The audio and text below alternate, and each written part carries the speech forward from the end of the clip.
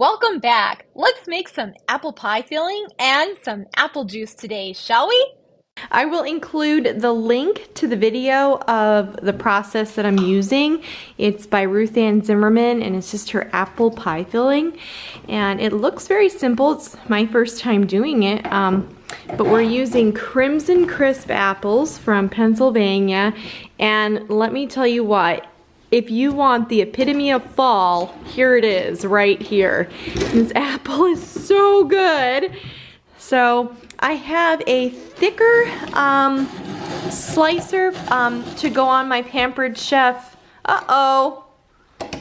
Well, just the time I'm showing, it turned out bad. Anyway, I do have a thicker slicer rod, there you go, from Pampered Chef, and it makes a really nice size. I think it's 1/4 inch thick.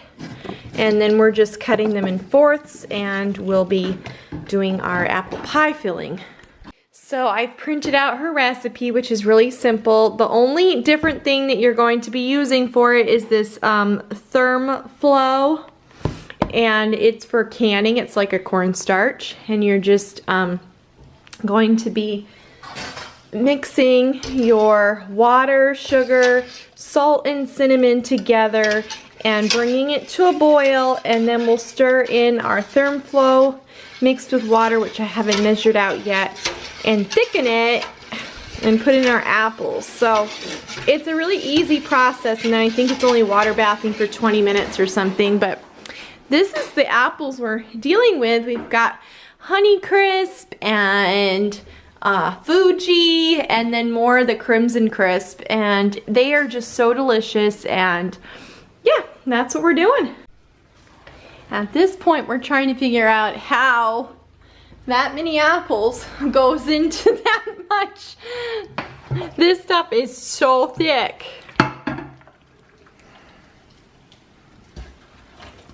Hannah's got it. Well, we are definitely busy in the kitchen today. I am using my steam juicer to make apple juice. So the top here has your apples. Woo! Yes, steaming. This is where the juice is, and then down here is your water reservoir. And then here on the side, I am making apple cinnamon syrup to put on pancakes and stuff, using the peels and cores of my apples. Basically, I just have water, sugar, and cinnamon in here, and it's going to cook down. Well, I'm going to cook this till like the peels and such lose their color. Then we'll take that out and cook it down and reduce it into a syrup. Okay, here we go. Apple juice. Doesn't that look good? So you squeeze this, and out comes the juice. Apple juice. Hot apple juice. How do you think it tastes? Uh-oh, come on. We need enough to fill it up. We need enough to fill it up. Come on.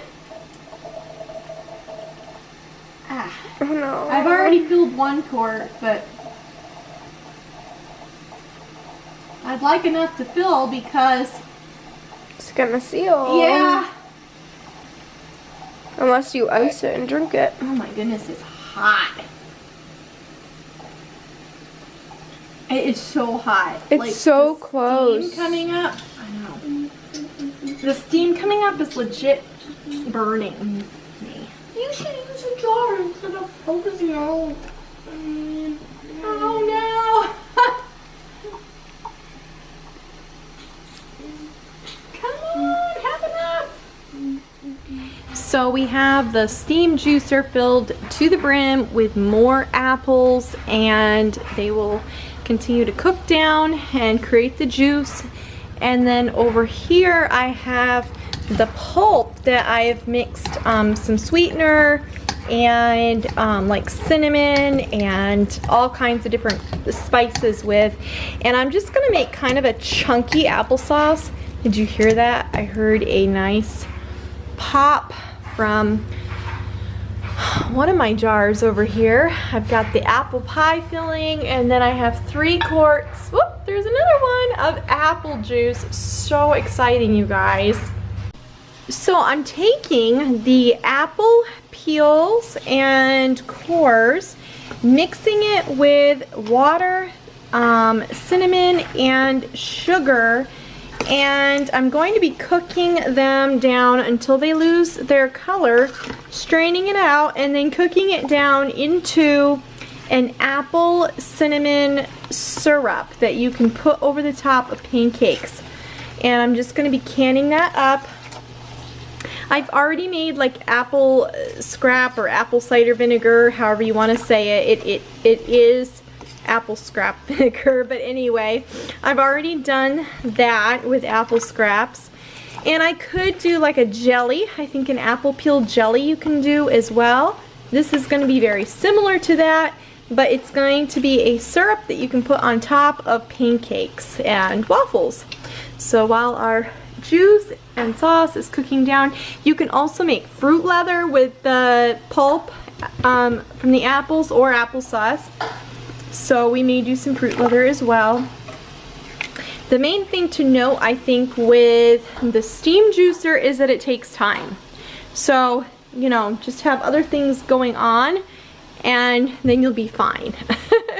Otherwise, it's a laborious process. Well, pretty much I'm very tired. It is nearly 5:30 right now, and I have been canning since 9:30 this morning, I think. Oh my stars. Anyway, there's my chunky applesauce.